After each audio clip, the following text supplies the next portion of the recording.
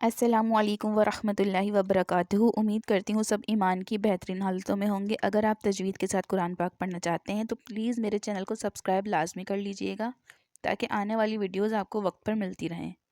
الحمدللہ ثم الحمدللہ ہماری تختی نمبر 10 کمپلیٹ ہو گئی ہے۔ اب ہم اسٹارٹ کریں گے تختی نمبر 11 نون مشدد اور میم مشدد۔ جس نون پر شد ہو وہ نون مشدد کہلاتا ہے اور جس میم پر شد ہو وہ میم مشدد کہلاتی ہے۔ نون مشدد اور میم مشدد میں ہمیشہ غنہ ہوتا ہے۔ غنہ کیا ہے؟ آواز کو تھوڑی دیر کے لیے ناک میں چھپانا یا ٹھہرانا، یہ ہم پچھلی ویڈیوز میں پڑھ چکے ہیں۔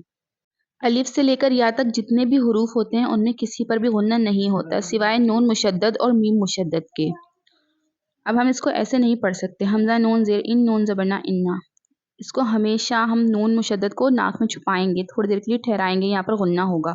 سبق کا آغاز کرتے ہیں۔ بسم اللہ الرحمن الرحیم۔ حمزہ نون زیر ان نون زبرنا